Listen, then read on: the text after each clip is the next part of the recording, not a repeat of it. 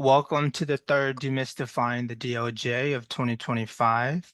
My name is Tong Tao, and I am the Community Outreach Manager for the Bay Area and the Northern California region at the Office of Community Awareness, Response, and Engagement, or CARE, here at the California Department of Justice. I have the wonderful privilege of being your host today. I also have my colleague Laura Tinajero, who will be posting information in the chat. So please follow along in the chat box as well. Please note that closed captioning is available, and you can access closed captioning by selecting the More tab in the menu bar. You should see an icon, one that sort of looks like the one here on the slide. You can click on that icon and closed captioning should be on. And the focus of today's Demystifying the DOJ presentation is on the California Department of Justice Division of Law Enforcement. We have a great program for you today, starting with remarks from Special Assistant Attorney General Jamal Anderson, who serves as the top policy advisor to the Attorney General on law enforcement matters. Afterwards, we have the honor of hearing from the leaders of the Division of Law Enforcement, including Assistant Chief Ray Diaz, Director Barry Miller, Director Allison Mendoza, and Director Brian Rose. They will be sharing more about the work of the different bureaus of the Division of Law Enforcement. And then following their presentation, we will be answering some questions from the audience. And thank you to everyone who have already submitted questions in advance. We have shared them with the presenters. And if you have any questions that arises during this presentation, you can still submit them to us using the Q&A feature. Lastly, if you are joining us today as a reporter or are affiliated with the press, please direct your questions to agpressoffice@doj.ca.gov. And we would also appreciate it if you could take a brief survey following today's program. Your feedback is valuable and it helps us to improve our webinars and future programs. And with that, it is now my pleasure to introduce Special Assistant Attorney General Jamal Anderson. And Jamal, I will hand it over to you. Thank you, and good morning. My name is Jamal Anderson, and I currently serve as a Special Assistant Attorney General here at the California Department of Justice. In that role, I serve as the Attorney General's legal and policy advisor on criminal justice, law enforcement, and firearms. Over the next hour or so, you will have an opportunity to hear from some of the tremendous public servants, my colleagues, who work here at the California Department of Justice.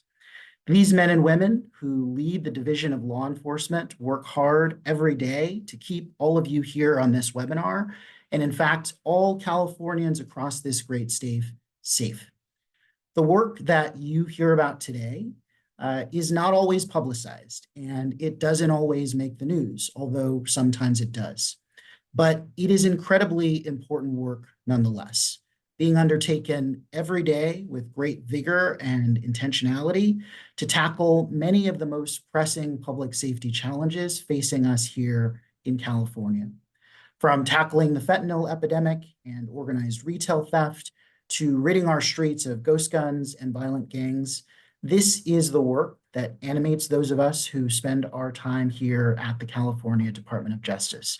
It's work that we take great pride in and work that we're very much excited to share with you today. In that spirit, I'd like to take the opportunity to introduce you to one of the public servants I mentioned just a moment ago, and that is the Assistant Chief of our Division of Law Enforcement, Ray Diaz. Thank you and welcome. Greetings, my name is Ray Diaz, and I am the Assistant Chief of the California Department of Justice, Division of Law Enforcement. I appreciate being here and having the opportunity to give you a very brief overview of the Division of Law Enforcement. For those of you who don't know, the California Department of Justice is under the California Office of the Attorney General, who is currently Rob Bonta. All the way back in 1850, Edward J.C. Kewen was the first AG of the state of California. As you can see, he has a pretty awesome beard. While the California Office of the Attorney General was created in 1850, the law enforcement and criminal investigative capabilities were not fully established until the early 20th century. However, the mission of the California DOJ Special Agents mirrors the statewide authority of the original California Rangers, the first statewide criminal investigative and law enforcement agency created on May 17, 1853. A little trivia, the California Rangers were actually originally established for the sole purpose of capturing the bandit Joaquin Murrieta and his gang, who were wanted for a wave of robberies and murders during the gold rush. In fact, there are a number of old Hollywood movies pertaining to Murrieta, including an old MGM movie called Robin Hood of El Dorado.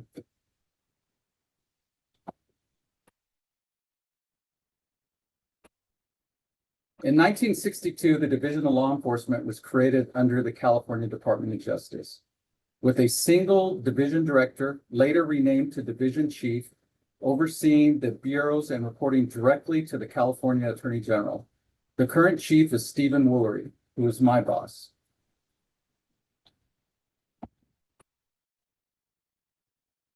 When you talk about special agents here at DOJ, you have to reference the B&E, as this was the oldest narcotics bureau in the nation.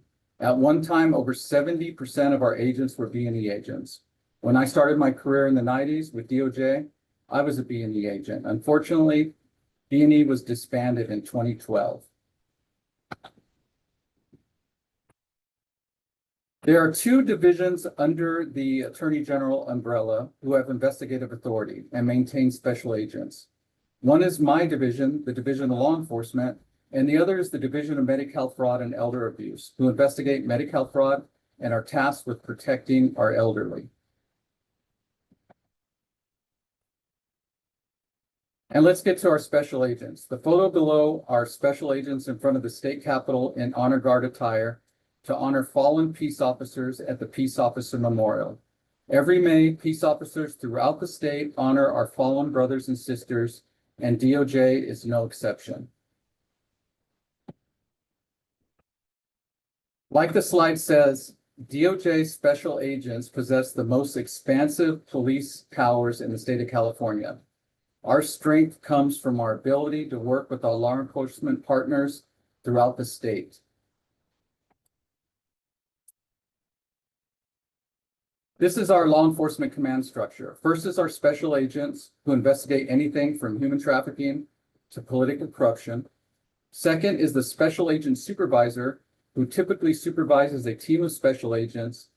Third is our special agent in charge, who usually runs a regional office or a major program like the Attorney General's Fentanyl Enforcement Program.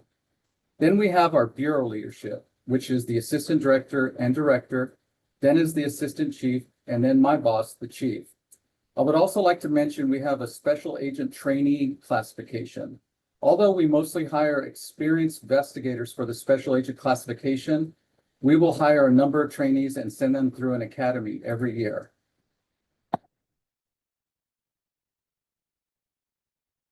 And under the Division of Law Enforcement, we have 4 distinct bureaus that investigate a wide variety of crimes.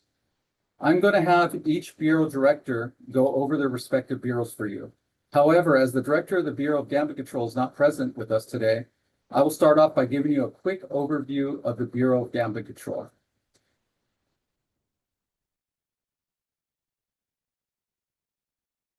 The Bureau of Gambling Control is under the oversight of Director Yolanda Morrow, and the mission is complex yet simple to ensure the integrity of gambling in California.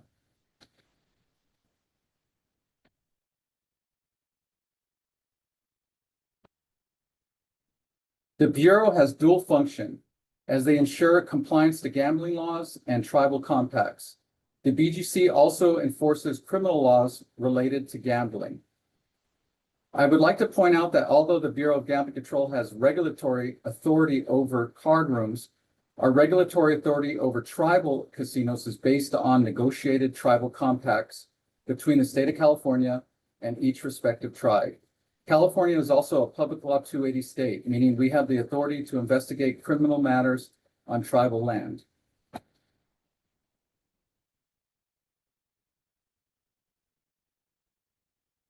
This slide lays out the licensing function of BGC, which conducts background investigations of entities and individuals applying to own or work in card rooms in California, tribal key employees, individuals applying to own or work for third-party providers of proposition player services, vendors who supply tribal casinos with goods or services, approves games for playing California card rooms, and approves contracts between card rooms and third-party providers, proposition player services.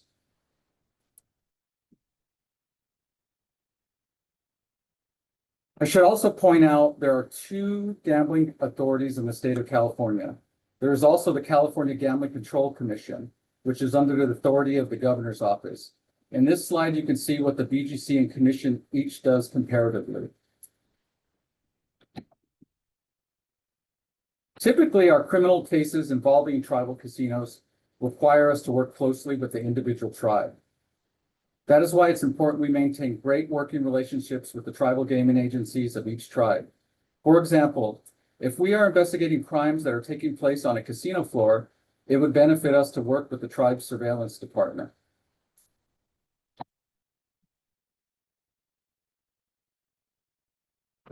This was a criminal case several years ago that required BGC to work with several tribal casinos throughout the state, as the criminal syndicate did not just focus on one tribal casino.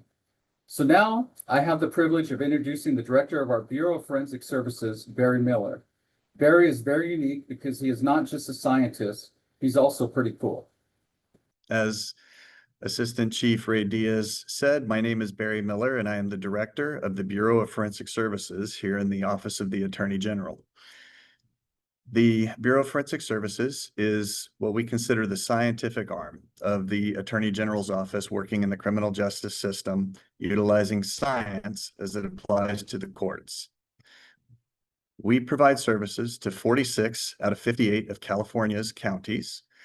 And we're also responsible for the California DNA Data Bank that was instituted with the passage of Proposition 69 in 2004. All 58 counties utilize our Cal DNA Data Bank.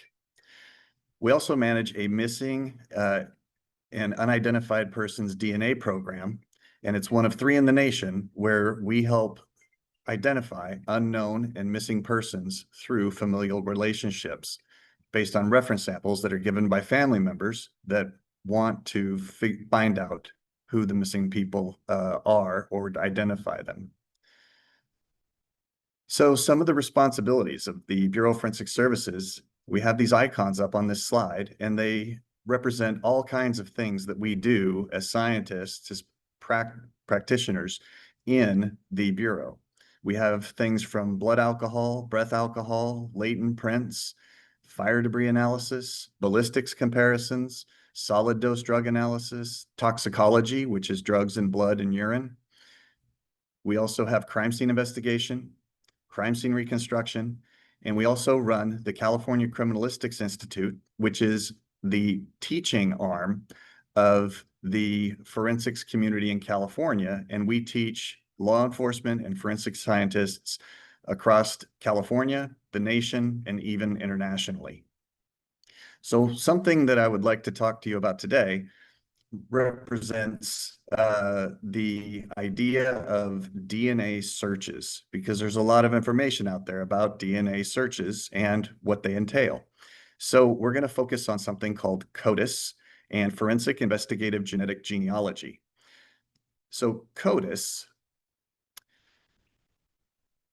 is a process or a database in which we do a analysis process utilizing a technology called short tandem repeats, or STRs. These short tandem repeats are areas of the DNA that don't have a lot of genetic expression, so we can't necessarily tell anything about somebody based on these areas of variation. And we look at these repeats in an area. So as you can see in the slide, we have one person that has the sequence AGAT, and that repeats 7 times. at one specific area or STR site on the DNA that are identified and by the FBI. They tell us which ones we need to look at in order to search these things in the combined DNA index system. And at another STR site, they have 6 repeats of AGAT. And going to the next person, we have 4 repeats, 19 repeats, and the next person, 12 repeats and 14 repeats. When we search these in CODIS, what we see is a sampling of these different repeats and how they identify other people. So in this case, what you see is we would not identify the person with the square around it because they have 4 repeats and 19 repeats. Instead, as we looked at this data, we would move to and most likely identify the first person that has 7 repeats and 6 repeats. So the person with the square around them would not be a good candidate. The person above them would be a good candidate.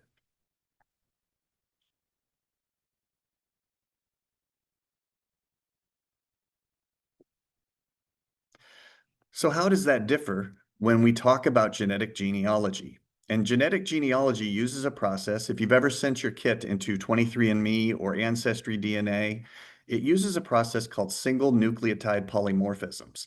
And instead of all these repeating areas on a genome, they're looking at individual base pair polymorphism changes in the DNA. So what we see is from person 1 to person 2, we have one place where instead of a C, another person has a T in that location. And this gives a lot of statistical power for identifying much farther down the line relationships or familial relationships in people. So single nucleotide polymorphisms give a lot of information and is not the process that we use in government database searching. So what is the difference between a familial DNA search from a government site versus a DNA search on a genealogy site? Well, if we look at summarizing what happens, we use STRs for a familial database search, and it only identifies close relatives. Government databases can use STRs to do that type of a search, and we're looking at siblings, parents, and very close relationships. It's used by authorized personnel. It's not publicly available. And again, we're looking at parent-child sibling versus forensic investigative genetic genealogy, which uses single nucleotide polymorphisms or SNPs. They're public databases, and the only ones currently are GEDmatch and Family Tree DNA that can be utilized. It's used by genetic genealogists to try and get immediate family, but also cousins and beyond. What is not searched is 23andMe or Ancestry DNA or any other private DNA databases where the data is held. So with that, I'd like to take an opportunity to introduce a friend and colleague, the director of the Bureau of Firearms, Allison Mendoza. Thank you. Good morning. My name is Allison Mendoza, and I'm the Bureau Director of the Division of Law Enforcement Bureau of Firearms. Today, I will be providing you a high-level overview about the Bureau of Firearms and the work we do. Our mission is to serve the people of California through education, regulation, and enforcement actions regarding the manufacture, sale, ownership, safety training, and transfer of firearms. The Bureau of Firearms is made up of professional, technical, and sworn special agents and are split into 3 branches: eligibility, compliance, and enforcement. I'm going to first speak to some of the important work the professional and technical staff do to serve the people of California.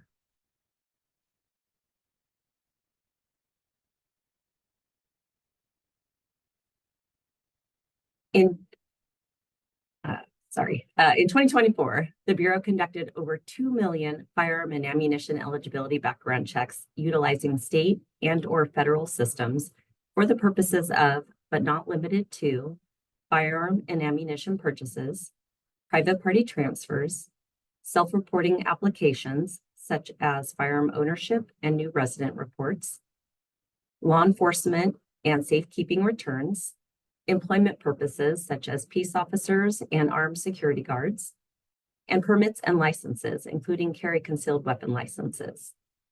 California law directs DOJ to maintain a firearm records repository called the Automated Firearms System, or AFS.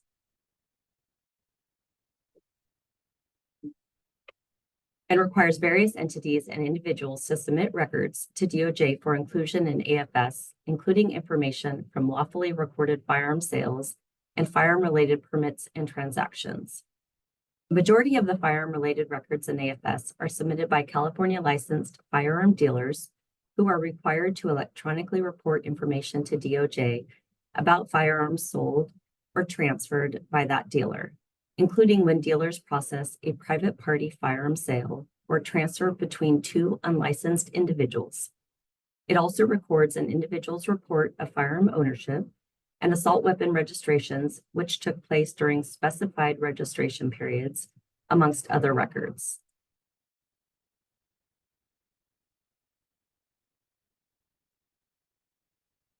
As you can see from the chart shown on the slide, as of January 1, 2025, the total known firearm owners in California was at 3,663,975, an increase of almost 2 million over the last 10 years.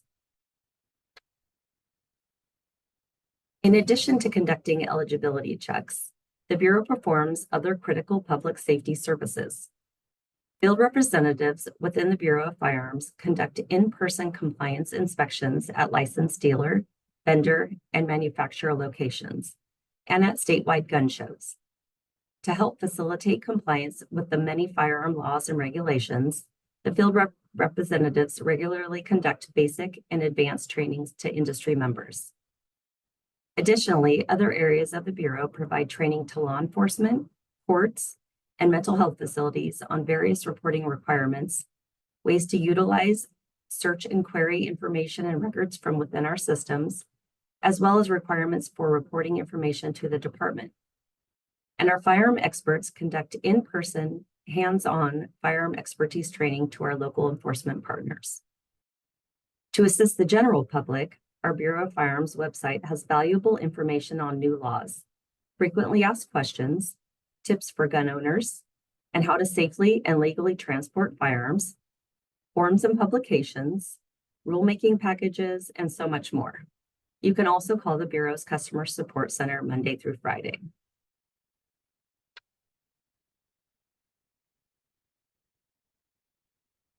Lastly, I want to highlight the important work the Bureau of Firearms Enforcement Branch does to protect the people of California. Armed and prohibited individuals are the primary focus of the Bureau's enforcement efforts.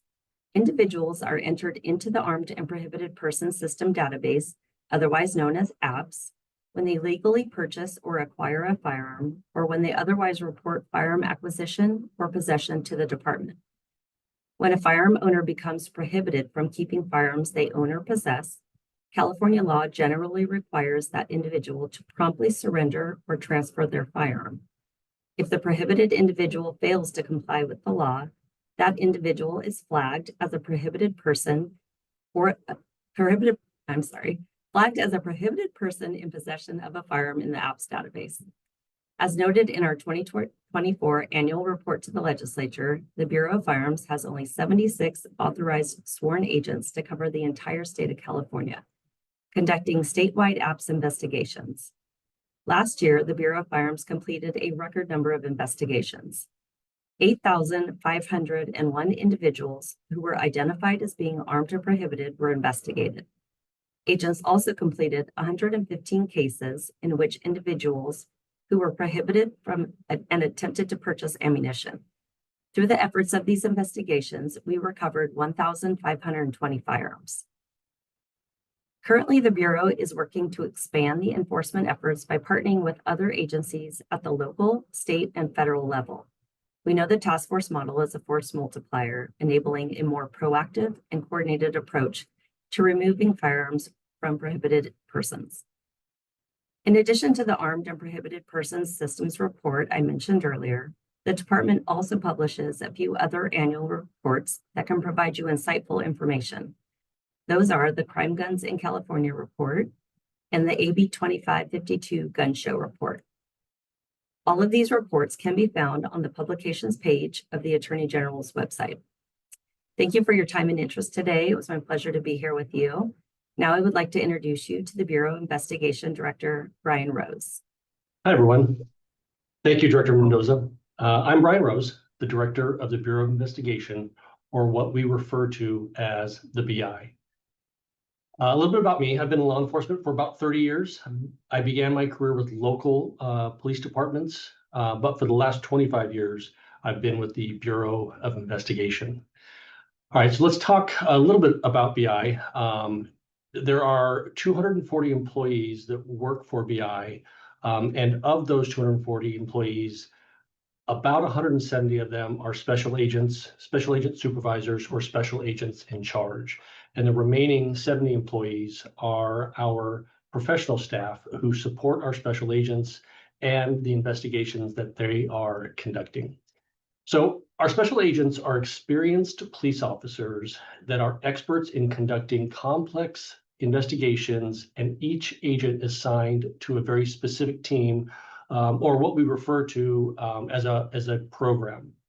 BI has 16 different programs in the state, and the majority of those programs are enforcement related. So what does that mean? It means that our special agents investigate a wide variety of crimes throughout the state. We do everything from fraud to theft to narcotics to homicide, human trafficking, and beyond. And each one of our special agents is an expert in their field. So in addition to these programs, BI also runs several task forces throughout the state. A task force is created when local agencies come together with law enforcement personnel and form a combined team in a specific region or geographic area. It is a force multiplier, and the task forces are usually created to address certain types of crimes within that area, like narcotics, maybe human trafficking, sometimes organized retail theft. BI supervises these task forces to create a uniform command and control throughout the state for the task forces. All right, so let's talk a little bit about some of our programs. First, we have the California Police Shooting Investigation Team, or what we call CAPSIT. This is a team that investigates all officer-involved shootings that occur in the state that involved an unarmed civilian who was killed during that shooting. Our CAPSIT team is the most experienced officer-involved shooting team in the United States. In fact, in the last 4 years, we've evaluated over 167 officer-involved shootings, and we've completed investigations into 82 of those. Next up is our organized retail criminal enterprise.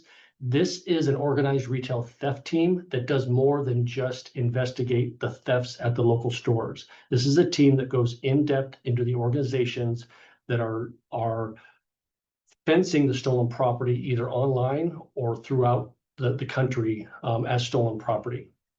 We also have a white collar investigations team. This team investigates criminal activities such as public corruption, money laundering, corporate fraud, securities and commodities fraud, mortgage fraud, bank fraud, and embezzlement.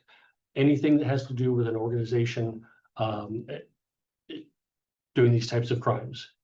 We also have a violent criminal major offender program. This program consists of teams that provide investigative assistance to our Attorney General's Criminal Law Division, the Division of Public Rights, and the Division of Criminal Law Units. We also have a human trafficking and sexual predator apprehension team. This is a statewide program that is very proactive in investigating labor trafficking and sex trafficking throughout the state. We also have a special operations unit. We have several teams throughout the state. This team specializes in assisting local agencies with significant investigations into gangs, sometimes cold case homicides, or other theft rings. We provide special assistance from our agents and then funding for electronic surveillances through this program. We also have a fentanyl enforcement program. This is a team that started about 1.5 to 2 years ago. This was a team put together by our Attorney General who wanted us to address the fentanyl epidemic in California. We'll talk a little bit about some of the successes they've had near the end of this. We have a tax recovery and the underground economy team, or what we refer to as our TRUE team. This team investigates criminal activities such as public corruption, money laundering, corporate fraud, financial institution fraud, bank fraud, and embezzlement. There are multiple state agencies that are part of this team in conjunction with the Bureau of Investigation. Lastly, one of the things that BI does is we manage other major task forces throughout the state. So we are the program manager for the Los Angeles Interagency Metropolitan Police Apprehension Crime Task Force. This is the largest task force in the state of California, with more than 65 police officers from a combined 20 law enforcement agencies from local, state, and federal agencies. And then we also manage what we refer to as LA Clear, or the Los Angeles Regional Criminal Information Clearinghouse.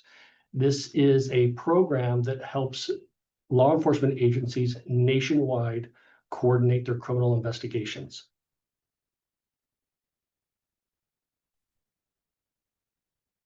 So here's just a few examples of some of the cases that we've done. This was from our white collar investigation team. This was a fraud scheme where people thought that they were investigating in owning a pizza chain, when in turn the people were just taking the money and stealing it. This went from California to Florida, where they were ultimately apprehended. And so this is a press release about our sexual predator apprehension team and the human trafficking team. They are very proactive, as you can see in this article. They set up at Comic-Con in advance to identify victims of sex trafficking, and were successful in arresting several people who were buying sex.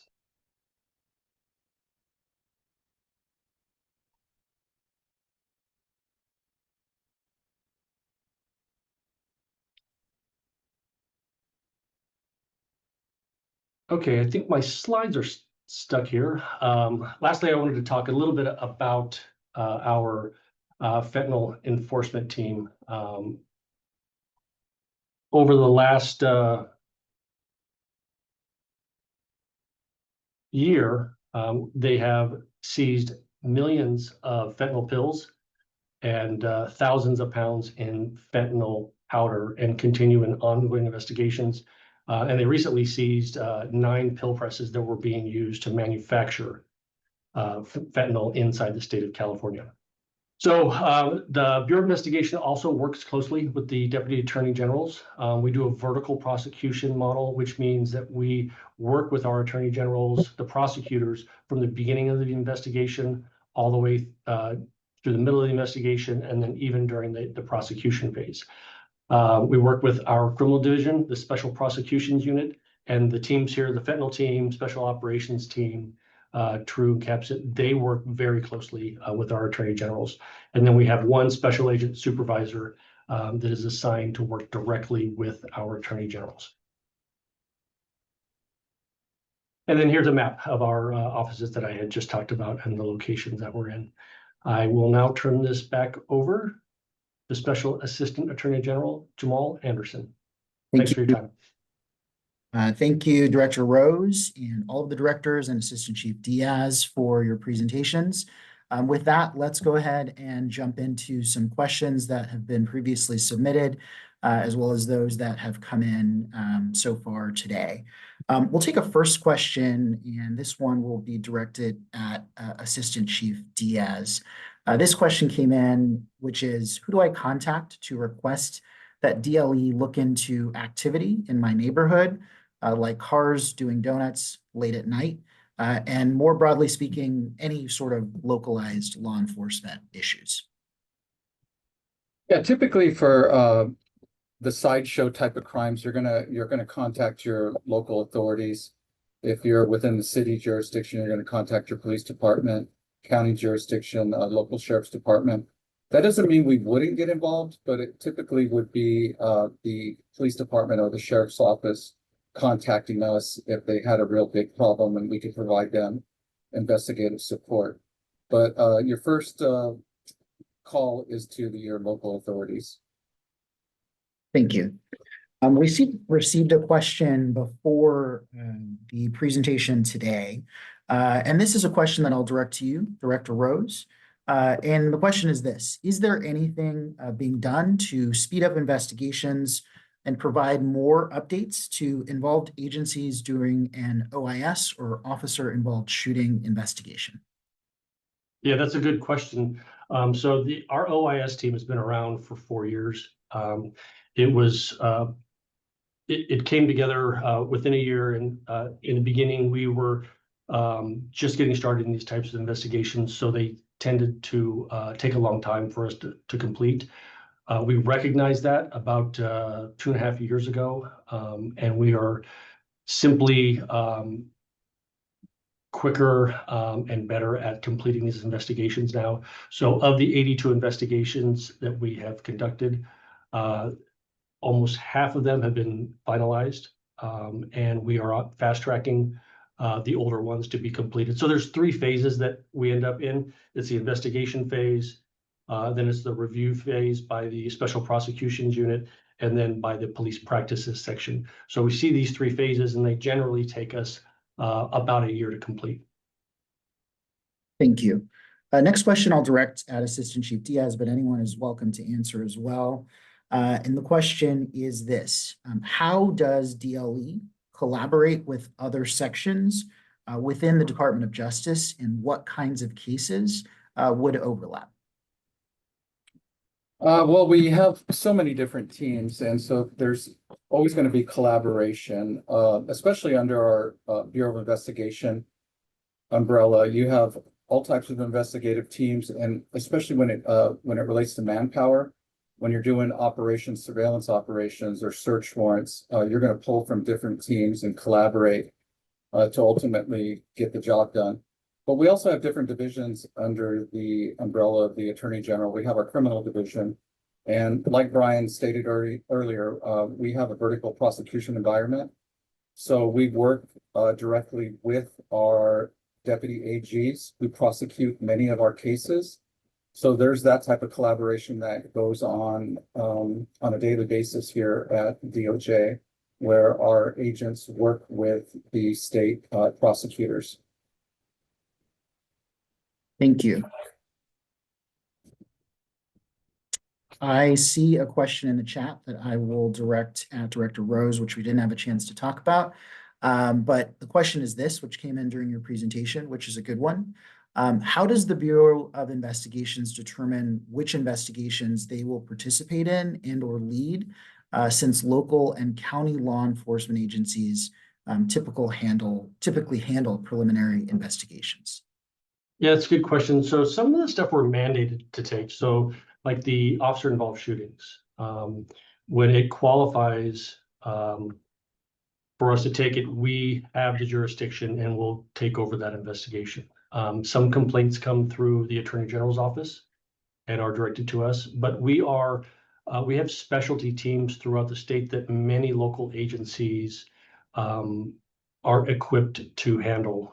So some of the tax recovery team that we have, local agencies aren't equipped to do those types of investigations. Some of the fraud that spans through multiple counties throughout the state, we end up taking because we have the ability to investigate in multiple counties when it's one organization that is doing that. And then lastly, there are sometimes overlapping teams like narcotics teams. So there are narcotics teams in counties, narcotics teams in cities, and then we have our state narcotics teams. And we all work together on those types of investigations with one goal, which is to stop the distribution of those narcotics. So it just depends on the type of investigation. But generally we do it because we have the expertise. Other agencies aren't equipped to handle it, or it spans either across multiple counties or across state lines. Thank you. Assistant Chief Diaz, we had a question come in about how DLE supports crime victims, and survivors. Can you talk a bit about the work that DLE does in that regard? Well, we do provide direct support here at the Office of the Attorney General through our Office of Victim Services. We also work with private NGOs like My Sister's House comes to mind with some of our human trafficking investigations. Some of the victims in those cases, we work with My Sister's House to get them services, meaning the victim services, helping them obtain compensation, accessing counseling.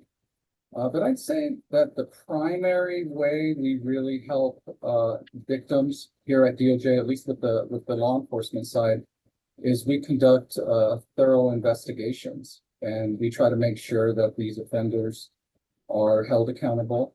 We try to bring some type of closure to the family, try to provide some justice and safety to the victims.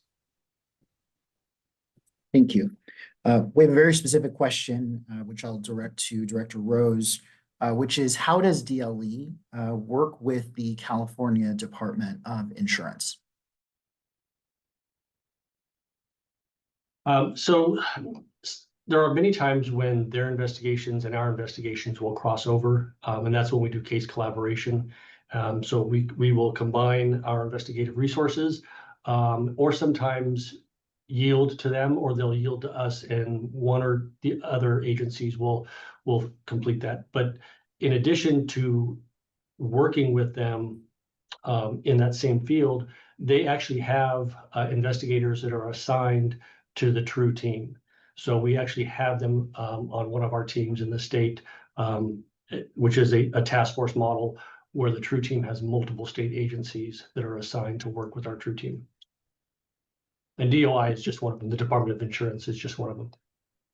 Thank you. And Director Rose, I'll stick with you for this additional question.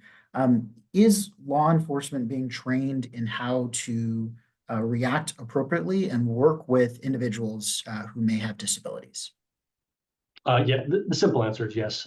There is ongoing training through the California Department of Justice to all of our law enforcement and professional staff on dealing with persons with disabilities. And this can include people that have having a mental health crisis or some other form of disability, maybe drug addiction is involved. So the DOJ requires that training, and then our police officers are also required to undergo specific training by the California Police Officers Standards and Training, or what we refer to as post commission. They designate certain training for our police officers. So my short answer, or my long answer to your short question is yes, we were trained. We have a question that's come in the chat, and I will start the answer to the question and then turn it over perhaps to Assistant Chief Diaz or Director Rose, which is what plans are being made to handle sex trafficking during the upcoming world sports events, i.e. the World Cup and the Olympics. I will start by saying that the Attorney General has made it a priority to combat sex trafficking. In recent weeks, he's made a number of announcements about operations that have occurred up and down the state, more recently at Comic-Con, for example. Law enforcement agencies frequently collaborate when there are big events like the World Cup, the Super Bowl, and the Olympics. And I anticipate that that will be the case for these particular events. With that sort of generalized answer, I'll turn it over to Assistant Chief Diaz or Director Rose to add any more specific information. Yeah, since that program is under our Bureau of Investigation, I'm going to go ahead and defer to Director Rose on that question. Yeah, sure. So that has already begun. The BI has a special agent supervisor and an analyst and an agent assigned to a task force that consists of multiple federal agencies, multiple county agencies, and then the large metropolitan agencies.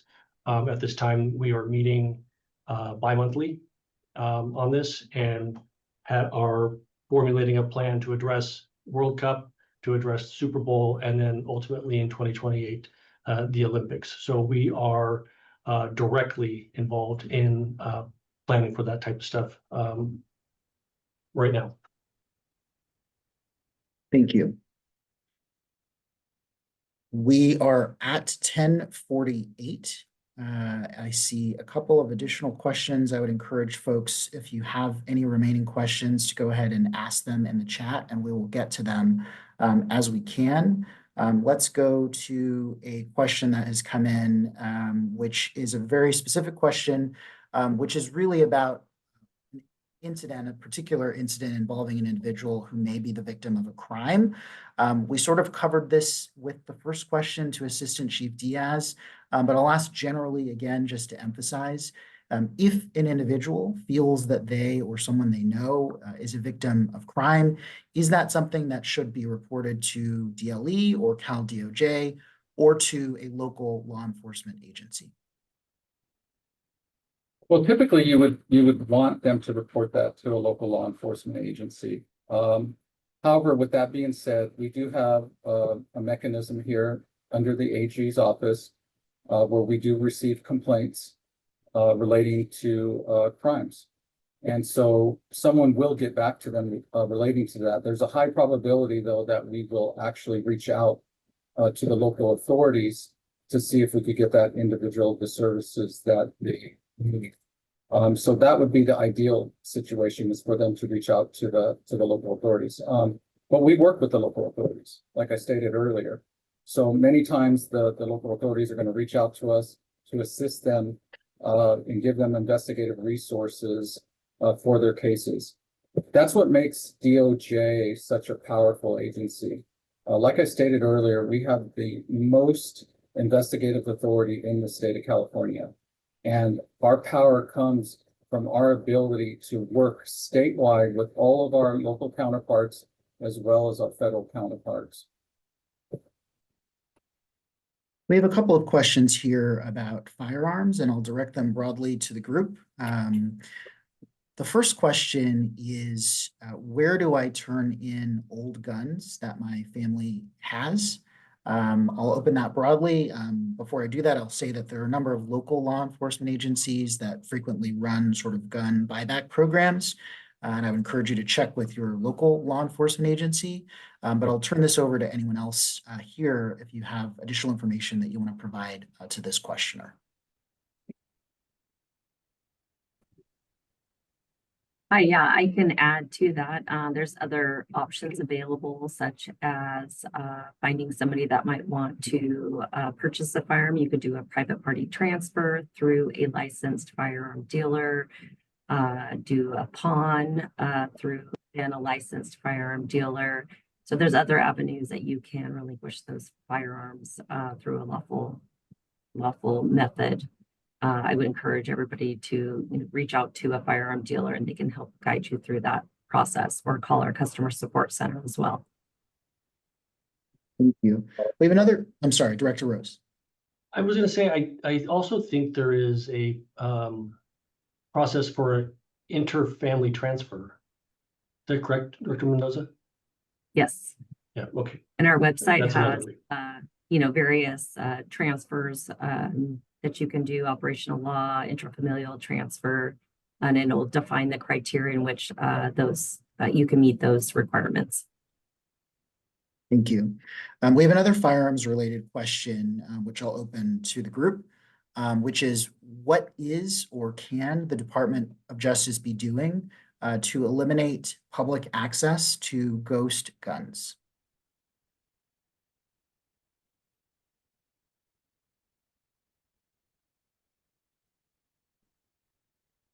I think you're on. Sorry.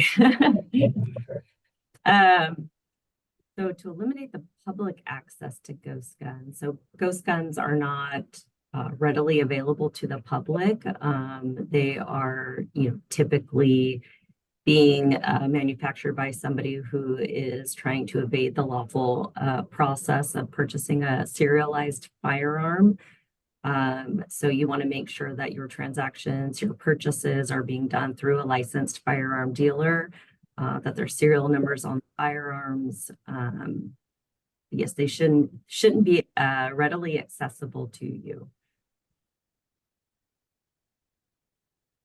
I think we'll take maybe one or two additional questions here. Let me just skim. We have a question here, which is, which division is in charge of monitoring registries that are meant to enhance public safety? For example, the sex offender registry. and who ensures or who is responsible for ensuring that those registries are up to date?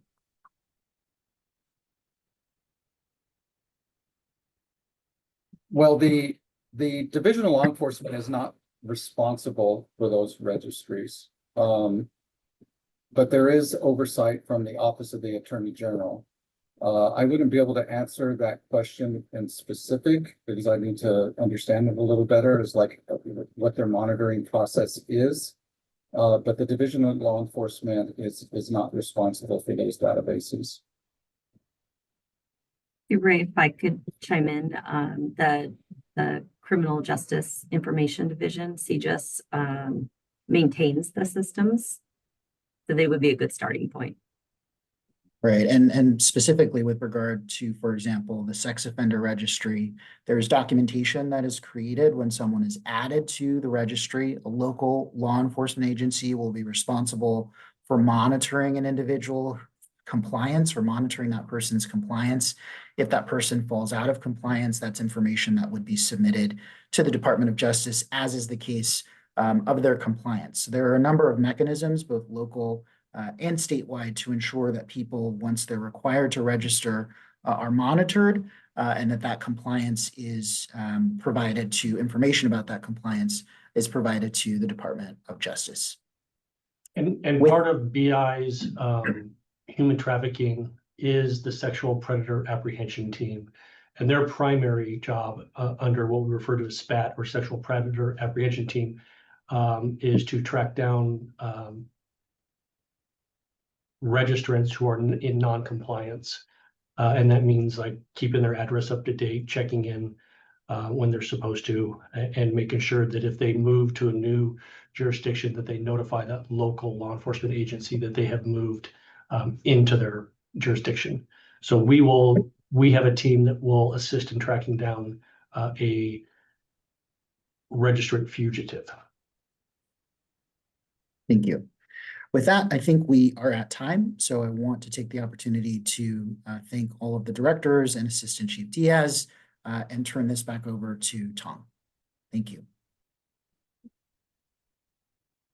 Thank you, Jamal, and thank you all for all of those wonderful answers. Thank you all for joining us today for our Demystifying the DOJ on the Division of Law Enforcement. We hope that this presentation was informative and useful to you. The resources and links mentioned in this presentation are also available on our website, and the recording of this presentation will also be available there shortly. I know Lauda had submitted the links in the chat, so please use that link to go to our website. And there you can find previous webinars and recordings available for viewing as well. And I would also like to encourage you all to join us for our upcoming CARE community briefing on the State of Pride report. This will be happening on Thursday, September 25th, 2025 at 10 a.m. You can scan here really briefly to go register, but it will also be in the chat, and you can click on that to go ahead and register and join us for that discussion as well. Also, please take a moment after this program to fill out our survey. The survey will appear in a new window once you exit the webinar. The QR code is also here on this screen. If that's easier for you, you can scan it there. Lauda will also throw it into the chat for your convenience, and you can click on the chat link and it will take you directly there. Your feedback and what you have to say is very critical for us to help us improve our future programming. So we appreciate you all for joining us today and hope to see you at the next one. Thank you all so much.